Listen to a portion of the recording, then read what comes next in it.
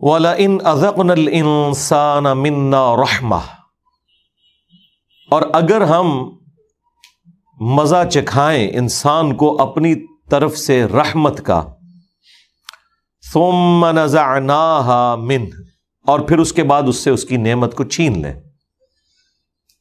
إِنَّهُ لَيَئُوسٌ كَفُورٌ، تو وہ مایوس ہو جاتا ہے، ناشکرا بن جاتا ہے۔ اچھا یہ نیچرل ہے، بالکل کسی سے نعمت لے لی جائے تو اسے مایوسی تو ہوتی ہے، لیکن اصل جو جرم ہے وہ ناشکرا پن ہے۔ مایوسی تو نیچرل ہے، لیکن ایسی مایوسی کہ جس میں آپ آلریڈی جو اتنے عرصے سے اللہ تعالیٰ کی نعمتوں کو اویل کر رہے تھے وہ آپ بالکل بھلا بیٹھے اور اس ایک غم کو اپنے اوپر اتنا حاوی کر لیں کہ اللہ تعالیٰ کی نعمتوں سے صرف نظر کر دیں، یہ چیز اللہ تعالیٰ کو ناپسند ہے۔ جب تک یہ مسئلہ حل نہیں ہوگا انسان ایک پرسکون زندگی گزار نہیں سکتا۔ اہل ایمان کی نشانی ہے نا کہ وہ دعا کرتے ہیں ربنا آتینا فی الدنیا حسنہ وفی الآخرۃ حسنۃ وقنا عذاب النار، اے رب ہمیں دنیا میں بھی بھلائیاں عطا فرما اور آخرت میں بھی بھلائیاں عطا فرما، اور سب سے بڑی بھلائی ہمیں جہنم کے عذاب سے بچا لے، آمین۔ دیکھیں دنیا میں بھلائی کا مطلب ہرگز یہ نہیں ہے کہ آپ کو تکلیف نہیں پہنچے گی، یہ تو ہو ہی نہیں سکتا نا، یہ آؤٹ آف کوسچن ہے کہ تکلیف نہ پہنچے، کیونکہ دنیا میں سب سے زیادہ بھلائی جن لوگوں نے کمائی وہ اللہ کے پیغمبر تھے، اور سب سے زیادہ تکلیفیں جنہوں نے کاٹی وہ بھی پیغمبر تھے۔ ابو داؤد میں، ترمذی میں حدیث ہے، اور یہ حدیث امام حاکم نے ابو ذر غفاری والے چیپٹر کے ٹاپ پہ پہلی حدیث یہ لی ہے، کیونکہ ان کی زندگی غموں سے عبارت تھی۔ حدیث کیا ہے ترمذی میں، ابو داؤد میں، کہ اللہ تعالیٰ سب سے زیادہ تکلیف دنیا میں اپنے ان بندوں کو دیتا ہے جو سب سے بڑھ کر اللہ کو محبوب ہوتے ہیں، اس کے انبیاء، اور انبیاء کرام علیہ السلام کے بعد سب سے زیادہ تکلیفیں ان پر ڈالتا ہے جو ان کے بعد سب سے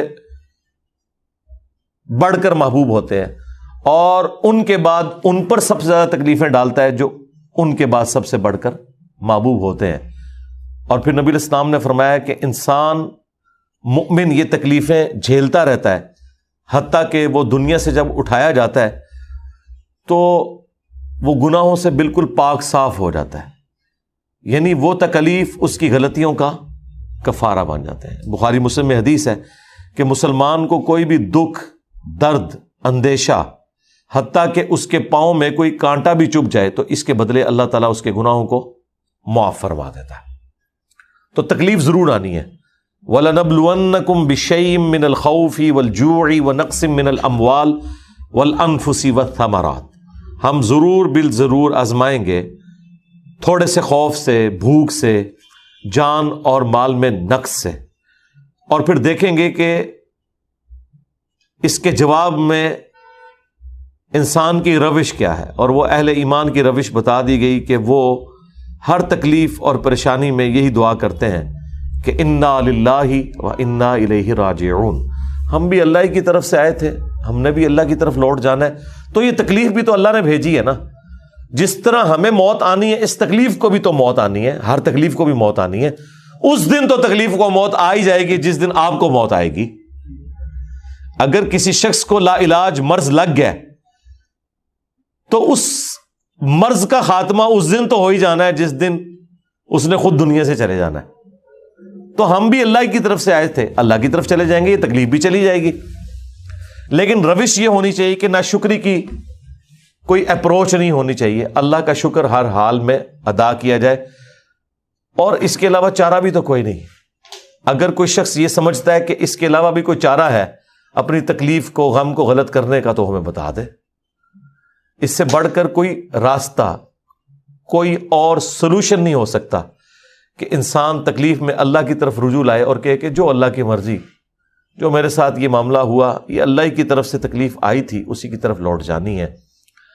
اور پھر انسان اپنی گزشتہ کی زندگی کو یاد کرے کہ انسان کی زندگی میں کتنے خوشی کے لمحات تھے، ان میں اگر ایک تکلیف کی کیفیت آ گئی تو اس کی وجہ سے وہ خوشی تو ختم نہیں ہو گئی۔ مثلاً اگر کسی نے 40 سال زندگی کے آسانی میں کاٹے ہیں اور 41ویں سال میں اسے کوئی تکلیف پہنچی ہے، تو اس تکلیف کی وجہ سے جو وہ 40 سال سکون کے کاٹ چکا ہے وہ کیسے 0 سے ملٹیپلائی ہو گئے، بلکہ اس کے بعد آنے والی جو زندگی ہے وہ بھی 0 سے ملٹیپلائی نہیں ہوئی، کیونکہ ہر تکلیف کے بعد اللہ تعالیٰ کی طرف سے آسانی بھی تو آتی ہے. ان مع العسر یسرا، ان مع العسر یسرا، یہ 2 بار جملہ رپیٹ ہوا ہے ایک سورت کے اندر کہ بے شک ہر مشکل کے ساتھ آسانی آنے والی ہے. اور عموماً مشکل بعض اوقات لمبی آسانی کے لیے آتی ہے، اس کے بعد ایک سٹیبلٹی آ جاتی ہے. عورت پریگنیسی کی تکلیف سے گزرتی ہے، اس کے بعد ایک آسانی اسے ملتی ہے اولاد کی شکل میں. تو مشکل کے ساتھ پریشانی اٹیچ ہے. آپ ذرا وہ لمحات غور کریں کہ جب یوسف علیہ السلام کو ان کے بھائیوں نے اندھیرے کنویں میں ڈال دیا تھا، تو اس ایک لمحے میں اپنے آپ کو رکھ کے دیکھیں تو زندگی تو انسان کی ختم ہو گئی نا.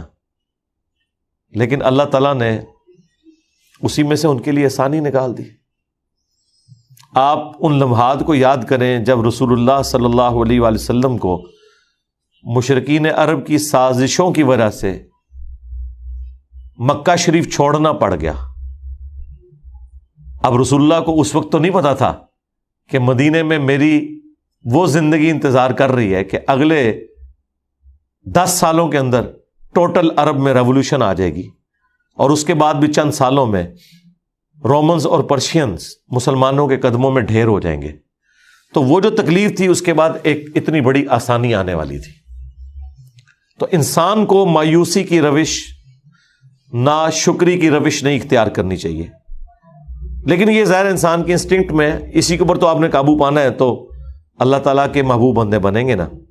وَلَئِنْ أَذَقْنَاهُ نَعْمَاءَ بَعْدَ ضَرَّاءَ مَسَّتْ، اور جب ہم چکھاتے ہیں اسے کوئی نعمت اس تکلیف کے بعد جو وہ کاٹ چکا تھا، لَيَقُولَنَّ ذَهَبَ السَّيِّئَاتُ عَنِّي، تو وہ پھر کہتا ہے کہ بس ساری تکلیفیں ہوگی مجھ سے دور.